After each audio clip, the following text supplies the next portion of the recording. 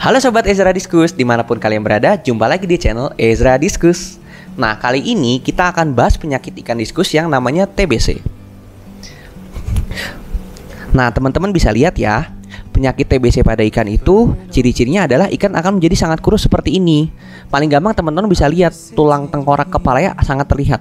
Beda sekali ya sama temennya yang sebelahnya ini, dia terlihat lebih gemuk. Atau teman-teman juga bisa lihat ikan yang ini, dia terlihat jauh lebih gemuk dan tulang tengkoraknya tidak terlihat. Nah, penyakit TBC ini beda ya dari penyakit TBC pada manusia. Jadi ikan ini tidak batuk-batuk. Cuman, kenapa dinamakan penyakit TBC? Karena pada manusia, jika orang menderita penyakit TBC, mereka efek sampingnya akan menjadi kurus. Sama seperti ikan diskus yang terkena TBC, mereka tidak batuk-batuk tetapi mereka kurus. Walaupun mereka lincah, walaupun mereka makan, tetapi mereka tetap kurus. Nah, apa sih yang bisa menyebabkan ikan diskus terkena penyakit TBC? Pada dasarnya, ada dua penyebab ikan diskus terkena penyakit TBC. Yang pertama, bisa disebabkan karena usia ikan diskus yang sudah cukup tua. Nah, yang kedua, disebabkan oleh penyakit internal yang diderita oleh ikan diskus. Nah, penyakit internal ini disebabkan oleh adanya bakteri ataupun parasit yang terletak di dalam tubuh ikan diskus. Sehingga walaupun dia tetap rajin makan, tetapi dia tidak gemuk-gemuk gitu. Dan sayangnya TBC ini merupakan penyakit yang rasio kematiannya sangat tinggi, sehingga tidak ada obat spesifik yang dikhususkan untuk menyembuhkan TBC. Cuman kita ada beberapa tindakan nih yang bisa kita infokan ke sobat-sobat Ezra Diskus. Nah, tindakan yang teman-teman bisa lakukan, pertama-tama teman-teman bisa mengkarantina dulu ikan yang terkena penyakit TBC. Setelah teman-teman karantina, teman-teman bisa kasih obat internal. Setelah teman-teman kasih obat internal, teman-teman juga bisa menambahkan obat kuning atau akriflavin pada ikan tersebut. Dan jangan lupa ditambahkan penghangat suhu air. Dan bisa teman-teman setel di suhu 30 derajat.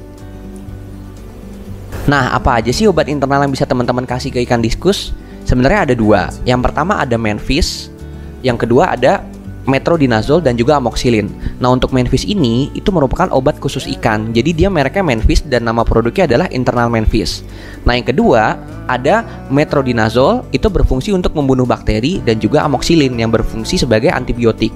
Sebenarnya obat ini merupakan obat manusia. Cuman ini bisa teman-teman pakai ya sebagai alternatif karena obat ini mudah ditemukan di apotik. Sedangkan Menvis mungkin agak lebih sulit untuk dicari.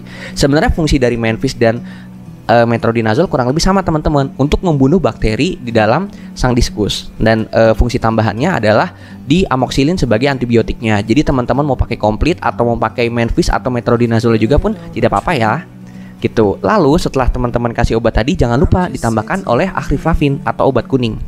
Setelah itu teman-teman set heater juga ya di angka 30 derajat Celcius. Jangan lupa teman-teman tetap kasih makan tiap hari, dan teman-teman pantau terus. Kalau misalkan sekiranya ikan diskus ini mulai menggemuk, berarti dia sudah mulai normal dan sedikit lagi sehat. Seperti itu. Tetapi sekali lagi, ini penyakit yang resiko selamatnya kecil ya teman-teman. Jadi kita tidak menjamin kalau ikan itu pasti sembuh. Tetapi setidaknya itu tindakan terakhir yang bisa kita lakukan untuk ikan diskus kita. Jadi penyakit ini bukan penyakit yang menular ya. Jadi sobat diskus nggak usah khawatir. Walaupun ikan yang terkena penyakit TBC ini satu tangki dengan ikan yang sehat, itu mereka tidak akan tertular karena ini merupakan penyakit internal. Nah, kira-kira demikian tips-tips dari kita untuk mengatasi ikan yang terkena penyakit TBC. Nah, kalau misalkan teman-teman nih ada obat-obatan lain atau ada pengalaman lain, tindakan lain yang sekiranya ampuh juga nih untuk menghadapi ikan yang terkena penyakit TBC, ntar boleh komen ya di kolom komentar kita. Oke? Terima kasih teman-teman yang sudah menyaksikan. Sampai jumpa di video berikutnya. Bye-bye sobat.